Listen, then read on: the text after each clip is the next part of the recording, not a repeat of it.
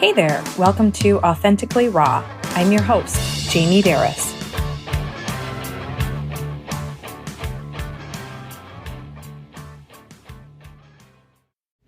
Hello, beautiful people. Today I wanted to revisit episode number 75, titled Sacred Divorce with Rhea Sokol. Near the end of the podcast, we discussed one of her videos that she recorded. She's got a lot of videos on YouTube. Check them out. They are absolutely beautiful. But the one I wanted to talk about today, and we spoke a little bit about near the end of the podcast, was Thank You, Coronavirus. Again, this is by Rhea Sokol, and I'm going to read it to you. It sparked a ton of questions in me, and I actually wrote down some questions and jotted down some of my answers.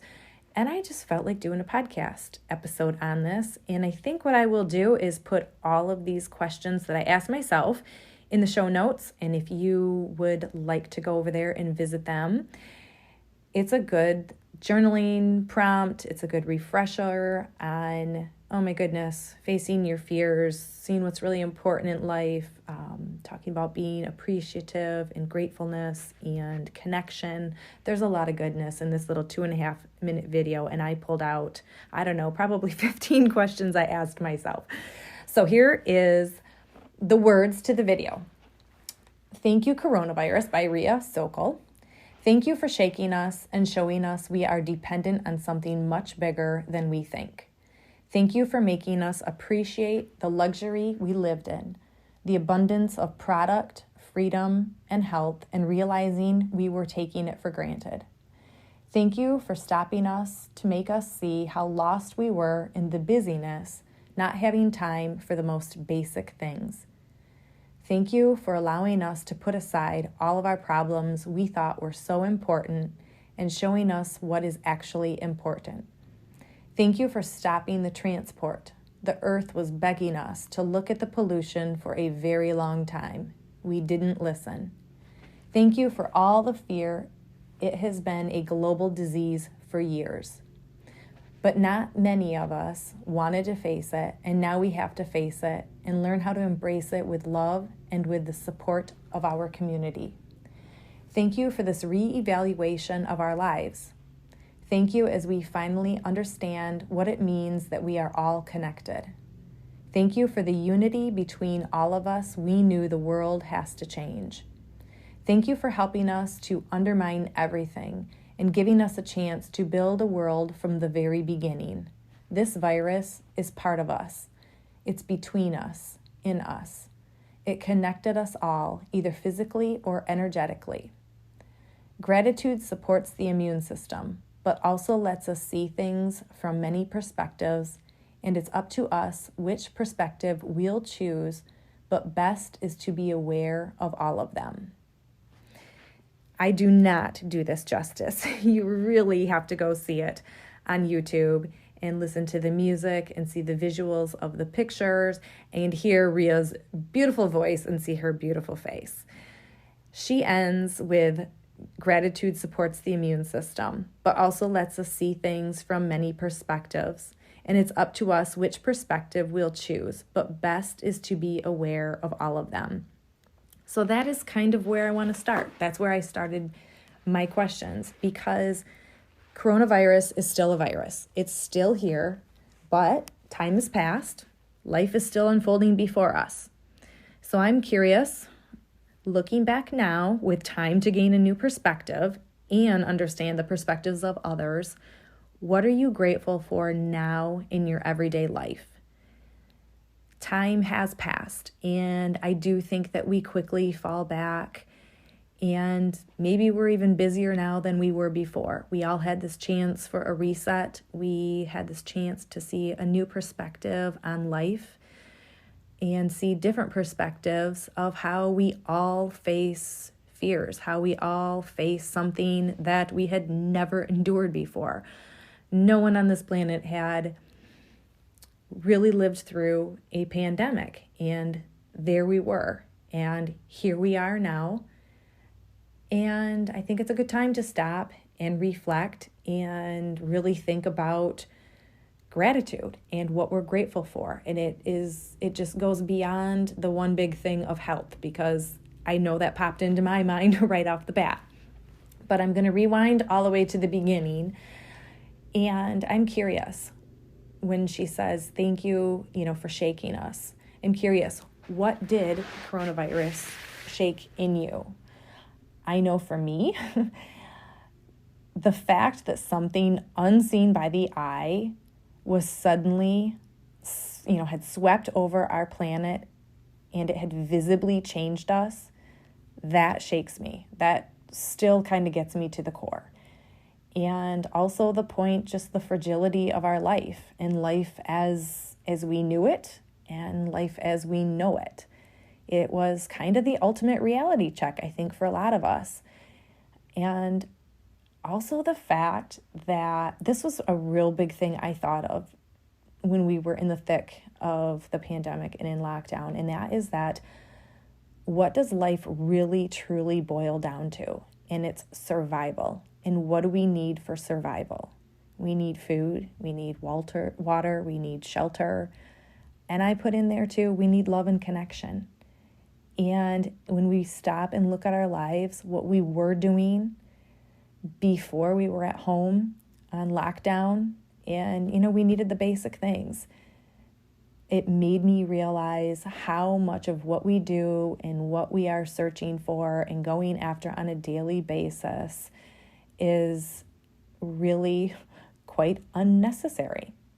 So that was just a few of the things that I came up with. Again, these questions will be in the show notes, and I encourage you, take a minute or two, days or weeks or whatever, and just maybe one a day, check out these questions. Number 2, I asked myself, how did it increase your awareness to the fact that we are dependent on something much bigger? And I mean by that a higher power, like this universe, God, whatever you call it. There is a higher power. There is something bigger than us. And I think coronavirus was just evident. I mean, something else, something much more powerful is in control of us.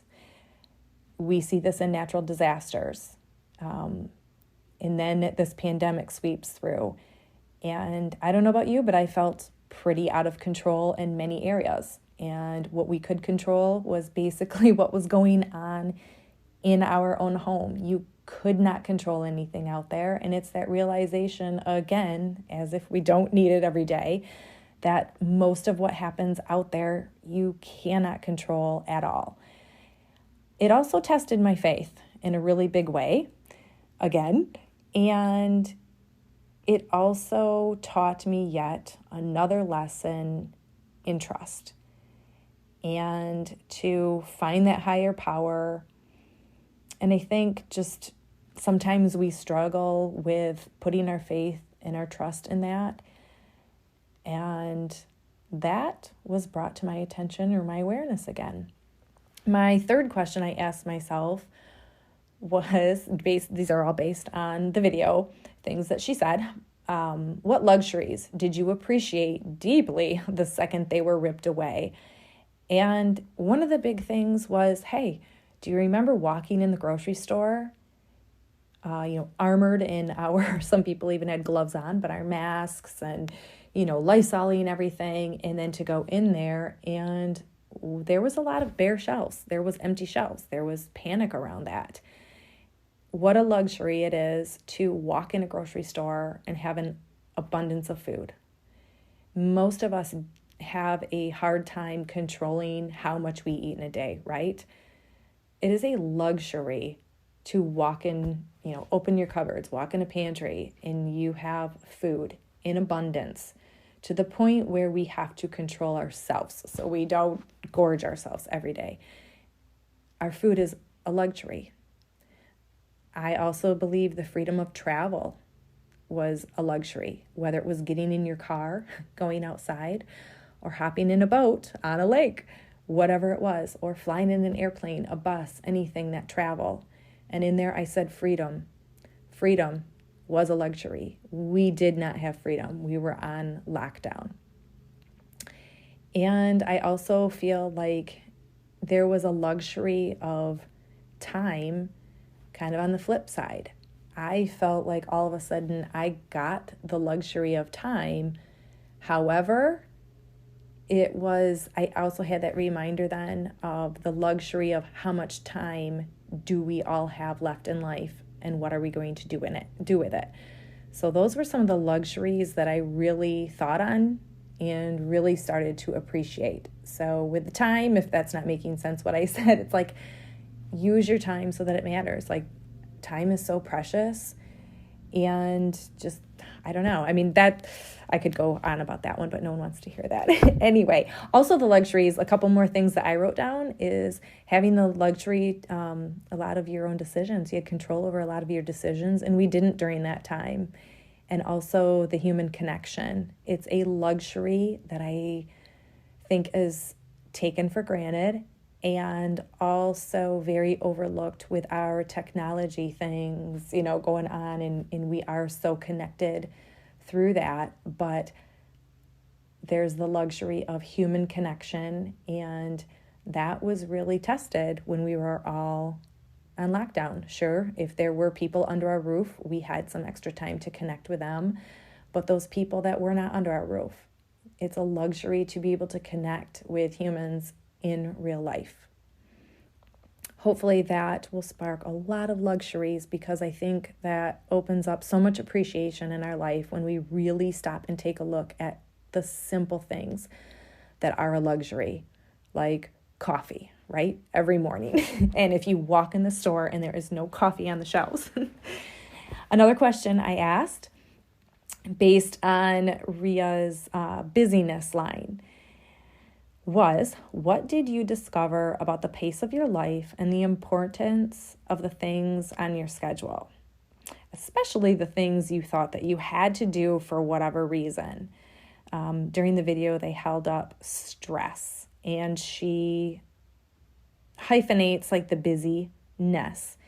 And we talked about this on the podcast, about how our crazy busy lifestyles are the cause of so much stress, so much anxiety, so many mental, emotional, and physical ailments.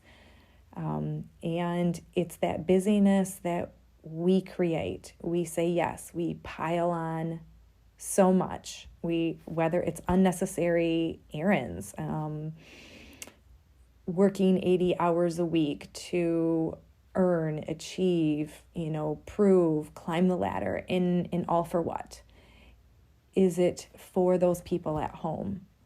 Because when you're not home with them, then where are you? And it's these questions that I think, I wish I would have seen this video during the pandemic, and I really would have sat with these. I did do a lot of reflection, and hopefully you did too. But if not then, I think this is a good time to really reflect, because where are you now? Are you right back in those old patterns of the really, really busy times of piling everything on your plate?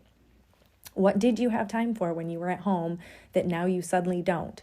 In the video, it shows a couple dancing. But I even think sitting on the couch, snuggling with one of my kids, no matter what age they are, cuddling with anyone, just stopping and really having a conversation with someone, in that dialogue back and forth of listening and understanding. Or are we always in a rush? I'll just quick send a text. I don't even have time to call. Or I'll call when I have 2 minutes. And it's stopping and pausing and even sitting in silence. Did you have time to sit in silence during the pandemic? Maybe journal, maybe just sit outside and stare at the clouds or the birds. And have you done that since? How many sunsets, sunrises, snowflakes have you stared at? I even think of like giving someone a hug. How often do you give hugs or kisses or say I love you when you're greeting your family members, saying goodbye, or other people? And is it rushed and quick? Because I know ours can be. So, moving on. What important and heavy problems became insignificant, or at least not so problematic, during the pandemic?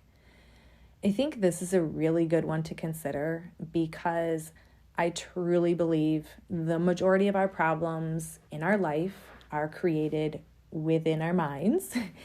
And when we just change our thinking, when we have time to process our emotions and learn to let go of some control and learn to forgive and heal ourselves and heal our own pain, and most of our problems go away.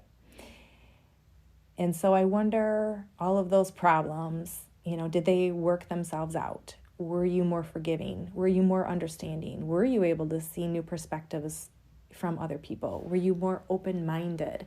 Were you able to carry on some difficult conversations? Were you willing to take the time out of your day and out of your life and really pour it into maybe problematic relationships, or really come to a conclusion and do something about some of the other problems in your life? Really make those serious changes. But I think a lot of it too, you don't have the energy for so many problems, and it was a good reset during that time. And so I wonder, have some of those problems creeped back in your life? And what are you going to do about it? Another question, what clarity did it bring towards what is actually important? So I just listed a few things that I know were clear for me what was important during that time. And it's a good reflection to see, okay, where is that on my list right now? And obviously, it became very clear to me, and I'm sure to everyone around the world, that your health is extremely important. I mean, truly, without your health, what do you have? If you're not healthy and you can't survive, then without that, it's death, correct? We saw that firsthand. But what else is really important, even when it comes to your health? Is it the prevention, the exercise? Am I eating right? Am I getting rest? Do I feel supported? Do I feel connected? Do I feel loved? Am I giving and receiving love and connection? Am I getting just enough sleep? Do I have things to hope for? Do I have a purpose? Like, what is my drive? What am I doing?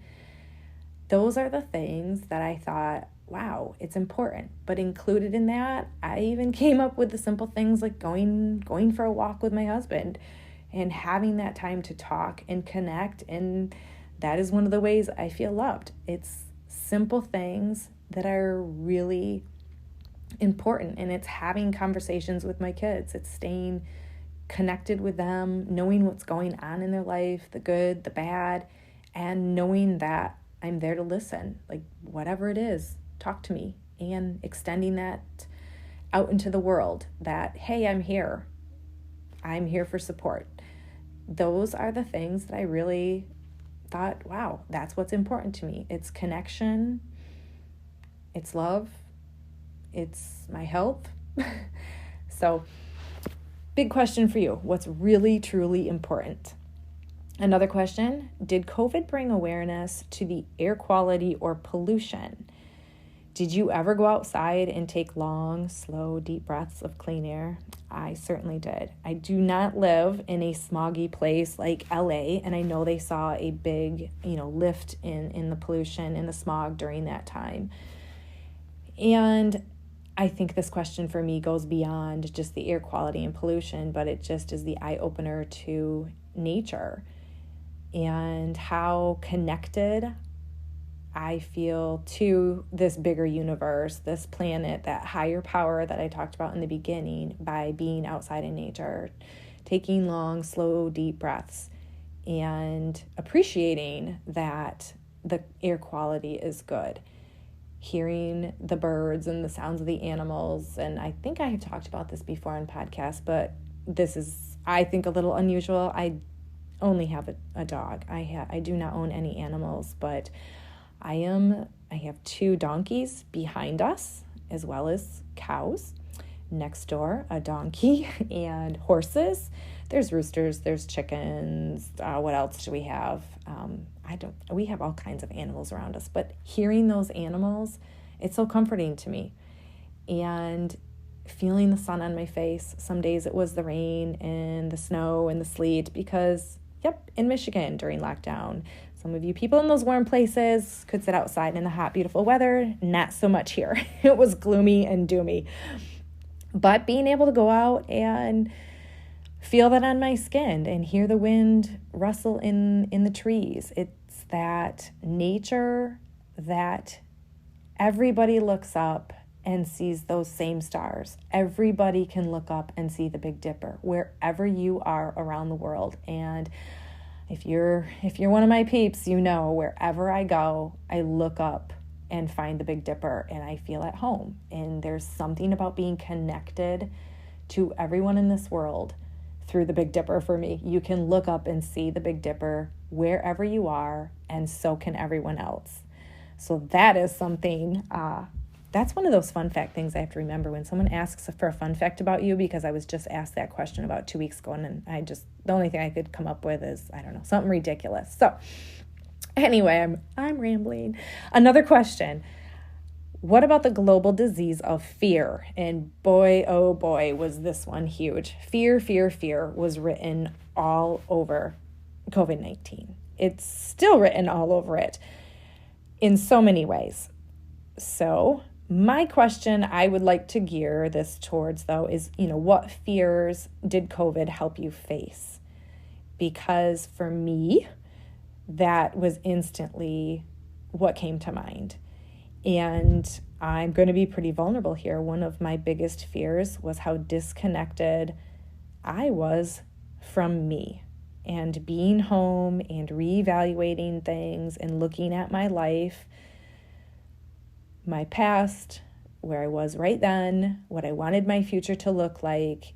I felt like I was so disconnected, and almost in an unorganized way, almost in a very inauthentic way. Hence, this podcast is now called Authentically Raw. That was kind of one of my vows, to be more authentic, to be more true to myself, to be more responsible for myself, to face my fears. And I'll admit, I have big fears, my big fears, which I'm working on every day, and even through this podcast as I speak, is one of my biggest fears is rejection.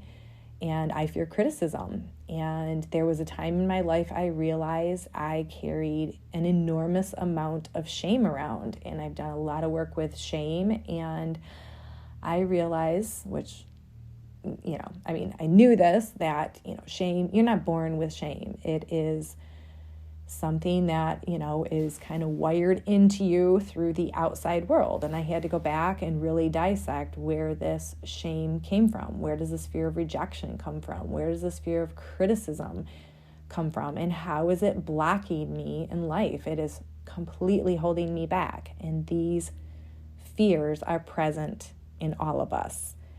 And I think the fear, a big question, I believe, when we were talking in the podcast, Rhea stated, what are you choosing to do because of your fear? And I think the flip of that is, what are you choosing not to do because of fear? Like, where is it holding you back? And how are you reacting from your fear? I want to think of it that way. Like, there's a way to react from fear, and there is a way to respond to fear. And I feel when you respond to fear, you move through it. Doesn't mean the fear goes away. It means you do things anyway because you're fearful. Doesn't mean that you can't go do things. And when you react from fear in ways where maybe you sulk, or you don't take responsibility and ownership for your life. You don't face those fears.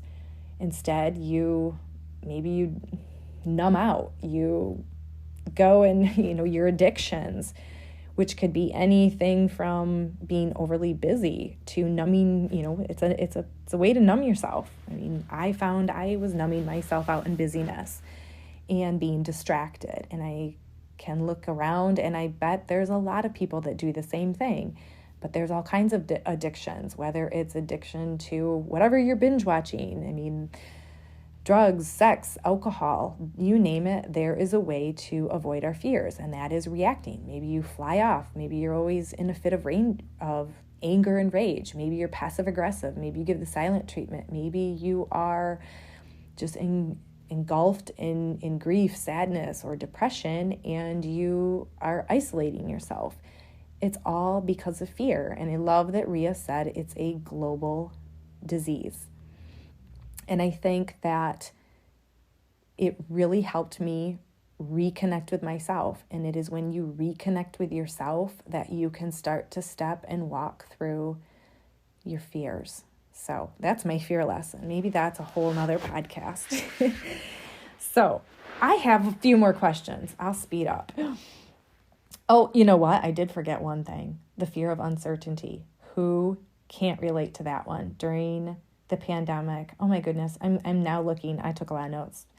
I'm now looking at my notes. The fear of keeping up, I had written down. The fear of missing out.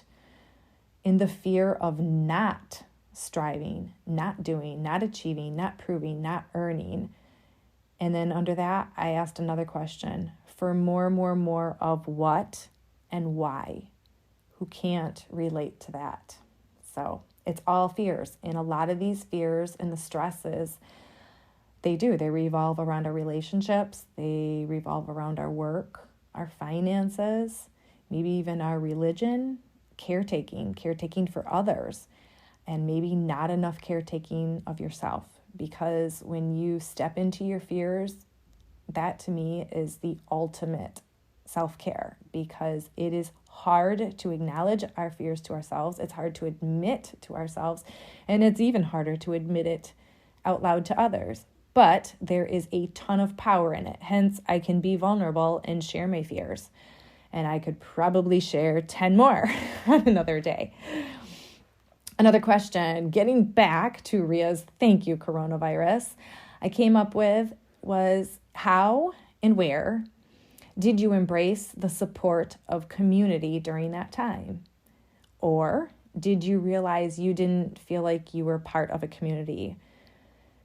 And when I think of community, I think of a support system. It's people that you lean on, and also it is you being there to hold others up in return. And I think it was a time of trauma for a lot of people. It was a turning point. There is a before and an after.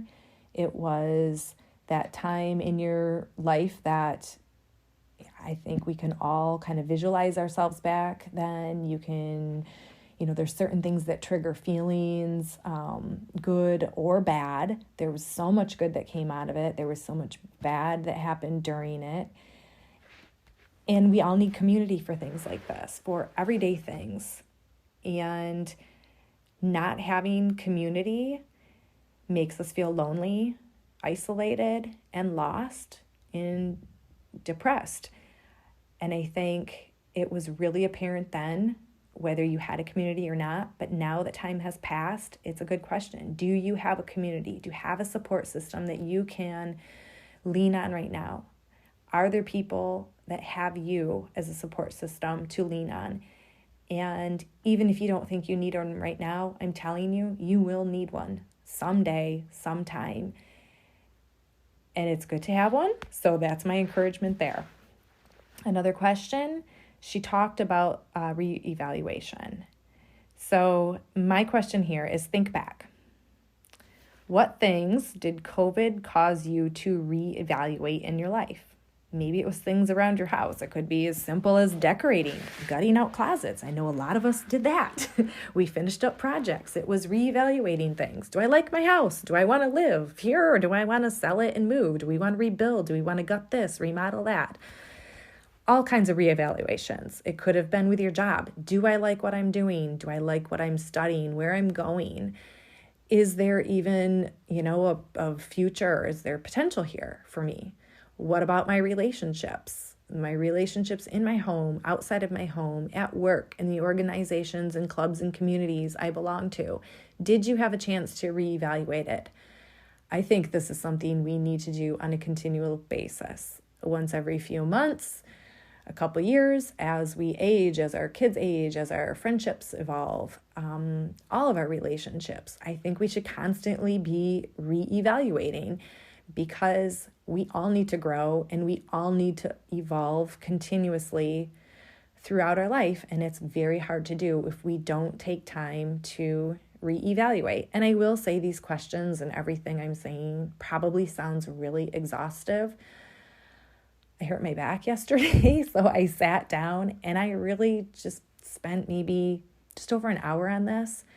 So it doesn't take a whole lot of time just to do bullet points and get your thoughts out on paper and organize and reevaluate your life. But I also thought with this in the reevaluation is, did you let go, change direction, or move forward because of your reevaluation? And if you didn't then, are you willing to do that now? And what steps do you need to take to do that? Another question was rebuild. Where and how did COVID make you or move you to rebuild as time progressed? So just as we have, moved past, moved over the next or last couple years, are you still rebuilding things that maybe you did reevaluate, that you did let go, that you tore down and started to rebuild new in your life? Are you still moving forward, or did you leave that behind? Has it went stagnant, or did you go back to your old habits, old patterns, or anything?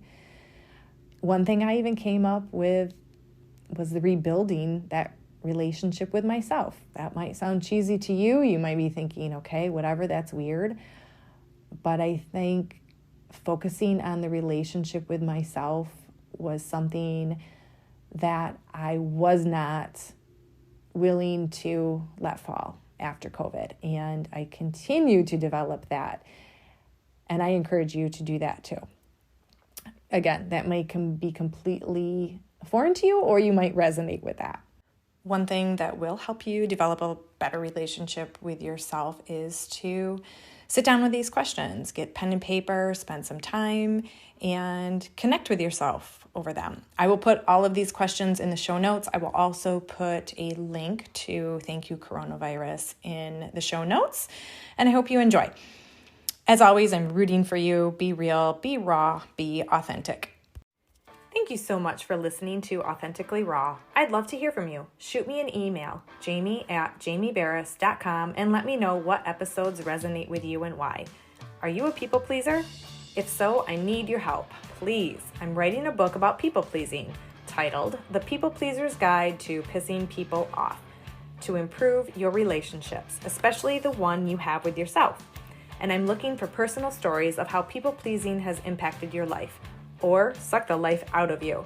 Maybe people-pleasing has held you back, caused you to feel resent, regret, anger, powerlessness, or just plain exhaustion. Let me know how it's impacted your life. Who knows, maybe your story will inspire my writing and grace the pages in some shape or form in this handy-dandy little guide. Also, if you enjoy the Authentically Raw content, please support the show by following and leaving a review on Apple Podcasts. Simply scroll down through the episodes and you will see where to do so. Want to learn more about life coaching? Head over to my website, jamieberris.com, and check it out.